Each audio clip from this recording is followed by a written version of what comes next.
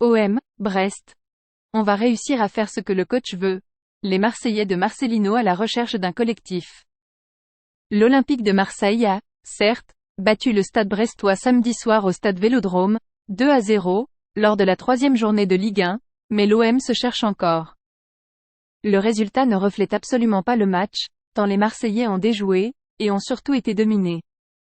Les individualités les ont finalement sauvés d'un collectif beaucoup trop balbutiant. L'ouverture du score rapide de Chancel Mbemba, 4e, sur coup de pied arrêté, n'a été que le trompe-l'œil d'une première heure de jeu cataclysmique. Énormément de pertes de balles, beaucoup d'approximations dans les passes et des joueurs trop loin les uns des autres. C'est simple, à la mi-temps l'OM était dominé dans absolument tous les domaines.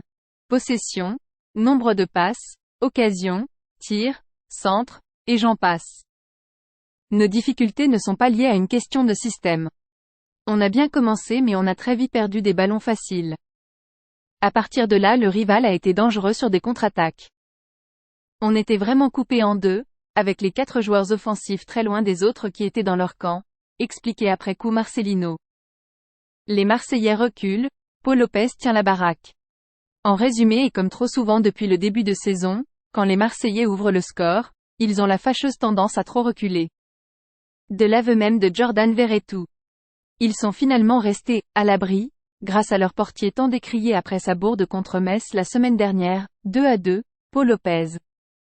L'Espagnol a réalisé 7 parades, son record depuis son arrivée à Marseille, et il a été bon dans les airs sur les nombreux corners, comme sur sa ligne avec cette frappe de Camara, 27e, ou celle de Le Doiron, 30e, et encore la tête de Steve Mounier, 57e, pour ne citer qu'elle.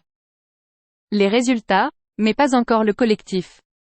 Le retour des vestiaires n'a pas été mieux avec toujours autant de difficultés dans le jeu, et c'est finalement le but de Sarr, 65e, qui a libéré le collectif marseillais avec les préceptes de jeu chers à Marcelino, un marquage en zone, des récupérations rapides et des projections vers l'avant les plus efficaces possibles.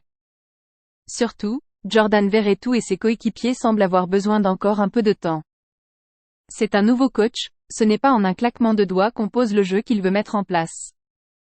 On travaille tous les jours, lundi on se remet au boulot pour s'améliorer, et au final on va réussir à faire ce que le coach nous demande. Même si ce soir ce n'est pas top de partout. Comme depuis le début de saison mais même avec un jeu moyen, l'OM a déjà 2 victoires en 2 matchs à domicile et un match nul à Metz. De quoi occuper provisoirement la 2e place de Ligue 1, comme l'a rappelé Jordan Verretou, histoire de faire taire les critiques.